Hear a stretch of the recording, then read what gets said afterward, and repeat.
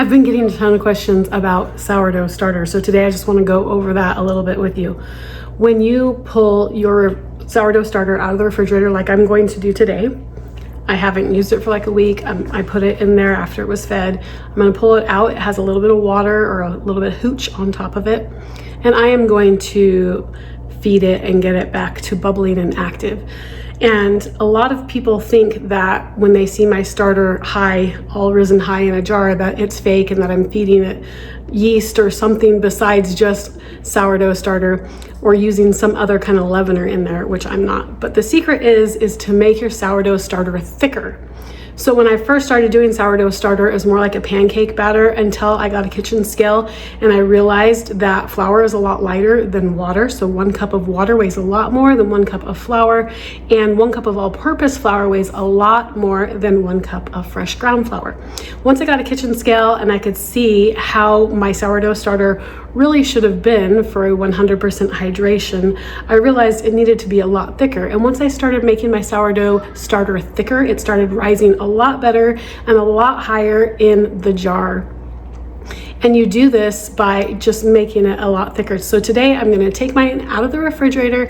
I'm going to mix 1 jar a little bit thinner and 1 jar a little bit thicker, so you can see that it rises better when it's thicker. I just removed this jar of sourdough starter out of my refrigerator. I had used it, fed it, let it rise, and then put it in the refrigerator when it was nice and bubbly. Now I am taking it out and feeding it fresh einkorn flour. And I'm just going to mix this up into a batter that is the consistency of, I would say, a muffin batter. So a little bit thicker than a pancake batter. And then I'm going to divide it into 2 different jars and give one of the jars even more flour, making it more of a biscuit consistency. So you can see this first jar's consistency is about the thickness of a muffin batter, a little bit thicker. I'm just using fresh einkorn flour this time because I am going to be making einkorn flour dinner rolls, sourdough einkorn dinner rolls, and I want it to be 100% einkorn flour. Of course, you can definitely use all-purpose flour here, or bread flour, or just regular whole wheat flour here. But I'm just showing you how thick this is and then separating it into 2 different jars. I tried to make it even, but I didn't quite get it even, so this new jar will be a little bit less, as you'll see, than the original jar, but it still shows the difference in how they rise. I poured about half of it, a little bit less than half of it, into the clean jar, and I'm adding more flour to that to make it even thicker. And I will give that a stir. It's really hard to tell how much I'm adding because it's fresh ground flour, which is a lot lighter than all-purpose flour, but this is probably about 1/4 a cup of fresh ground flour. And then I'm going to give it a stir, and you'll see, yes, this is very thick, and it's even almost hard to incorporate all the flour into that sourdough starter. So this is really thick, almost like a biscuit dough thick on the left-hand side. And you'll see there's still a little bit of dry flour in there. That's okay. It will absorb the moisture as it sits. And even still, there's still a little bit less starter in the new jar on the left side than there is in the original jar on the right side. So I'm going to use these bands and mark where the starter is after adding it to the jars and just after feeding it. And you'll see the one on the left is obviously lower than the one on the right by about 1/4 of an inch. 3.5 hours later, and you can see the bigger air bubbles in the thicker sourdough starter compared to the thinner sourdough starter.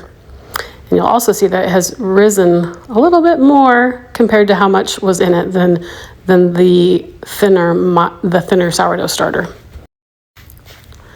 I had some errands to run, so I just let this go for another hour. It's now 4:30, and you can see that the sourdough starter on the left has doubled, and the one on the right has not doubled. It's only grown like 1/4 of its size. So just shows that a thicker starter rises higher. Also, as I get started on dinner here, I just want to tell you that this is a fresh ground Einkorn flour sourdough starter. And Einkorn is lower in gluten, so it doesn't have as much stretchiness in the structure of it to make it rise. If you were to make this sourdough starter with an all-purpose flour or a bread flour, you would get a lot more rise in it than I did. So just moving on, I am making a curry soup for dinner. This is on the blog at farmhouseharvest.net, and as always, as with all my recipes, I link them in the description box below. Just starting out with garlic, and I just love curry because it warms you up from the inside, and it's really great in the wintertime when you're just always cold. So in this recipe, I am substituting a few things. I'm going to be using some gnocchi instead of chickpeas. I usually like to put chickpeas in here. I am using some chicken that I've had marinating in my refrigerator instead of just plain chicken breast, and I'm using a shallot instead of an onion. I found this really big, beautiful shallot and decided that it would be perfect in curry. So I'm starting out with just really slowly sauteing the garlic and the onions so that they release their flavors, and then I'm going to go ahead and add the shallots and I'm using bone broth instead of chicken stock today to make it a little bit more fulfilling. But before I add that, I am adding 1/4 cup of flour. I did have a few comments on this recipe of people who made it that thought it was a little too thin, so I upped the flour from 2 tablespoons to 1/4 cup, and it makes a nice thicker curry for those who like a thicker curry. Elsie told me that Stark was not going to be home. One thing I love about curry is you can really add whatever you want to it. Curry means spices, and so I am using curry powder. I'm also using some cumin, some turmeric, some ginger, and that turmeric gives this curry just the bright yellowish color. And then you can also customize it with what you add to it. So I'm adding celery and carrots because I think soup is delicious with celery and carrots and onions in them, and that includes curry. Curry is delicious. You can also add any other kind of meat you wanted. My dad was telling me about a pineapple curry that he had had at a restaurant and a shrimp curry that he had had at a restaurant. I've never tried those, but I definitely want to experiment with them. But it's still the same base. It's your spices, your broth, always lots of onion and garlic, and that's the basic curry base. Then you can add really whatever you want to it. Of course, before you finish, you're going to add either coconut milk, which is super creamy, or just a heavy cream to cream the soup. The original recipe on the blog shows this soup served in a roasted acorn squash, which is delicious. But acorn squash are one of those squash that don't keep super long. They last for like 3 months or so after coming off the vine, and then they start turning yellow and they're just not as pretty anymore. So today I'm just going to serve this in bowls with some sourdough einkorn rolls, and it will be delicious.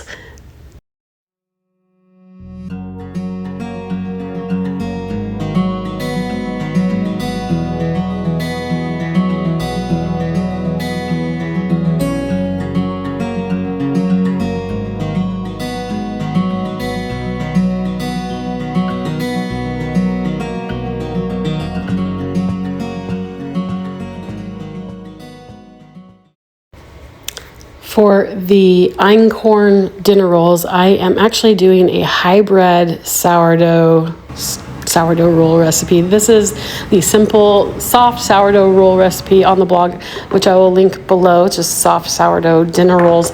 And I am using the same amount of everything in that recipe. So the starter, the flour, the butter, a little bit of sugar, a little bit of salt, and milk, warm milk, and 1 egg. But I'm also adding to it, I am using about a tablespoon of yeast because I don't have time to let these ferment slowly, but I still want that sourdough tang in it, and I still want to use my sourdough starter. So I've done this a few times now. I'm just calling it hybrid sourdough dinner roll. It's super easy. I did not put this variation on the blog, so Just so you know, I took the water in this recipe, warmed it up with about a teaspoon of sugar, and then added a tablespoon of commercial yeast to that, let it go, and then added that to the flour, and then put all the ingredients in there, including my sourdough starter. And the combination of the sourdough starter and the yeast really makes dough rise really fast, and I mean, not like amazingly fast, but nice and fast. And these were ready by dinner time at like 6:30. So if you are in a pinch for time, you still want to use your sourdough starter, you can do that with yeast if you're making a roll. Of course, you can use just plain sourdough starter on its own if you're going to make something like a crepe or a pancake or a waffle, anything like that. But if you're wanting to use the sourdough and let it ferment the dough and use that only as leavening, then of course you've got to have a lot more time. So I made these dinner rolls in it took about an hour to get these done. And that's just because of the commercial yeast. But everything else was the regular sourdough recipe. So it still has that sourdough flavor. The texture is always a little bit different with the commercial yeast in there, but it still has the flavor. And it's made with fresh ground einkorn flour, and it's organic einkorn, so they're still really healthy dinner rolls, but they're just not long fermented.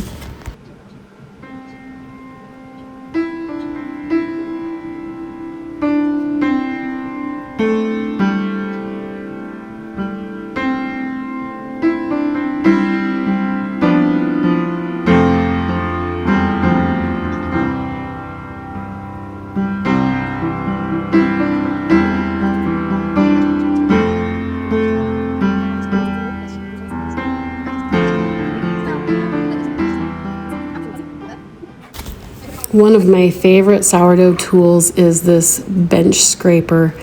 It is so fun to cut your dough and work with your dough with a bench scraper. If you're using a higher hydration recipe, it just really helps to get your dough off the counter, and when it's getting a little bit sticky, makes it a lot easier to work with. But it's also great for cleaning up and scraping little bits and flour off of your counter after you're done kneading and working with your dough on your counters.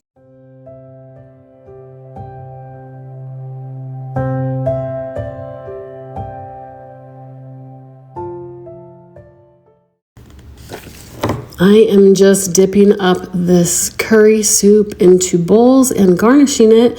I wish I had some fresh parsley, but I just have the dried parsley, but I'm going to garnish it with dried parsley, a little bit of red curry chili oil, and some red pepper flakes. I did not include any red pepper flakes into the curry this time, so I'm just garnishing it with it on top because I've got littles eating the soup and they are sensitive to that heat.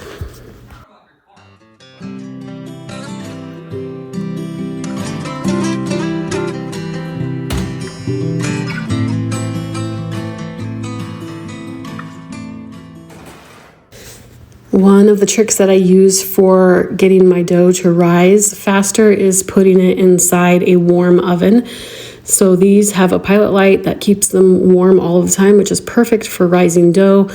But if you don't have that, which most people don't because this is a really old oven, you can just warm your oven up to the lowest temperature, which is usually around 180 degrees, and let it warm up for like 5 minutes and then turn it off.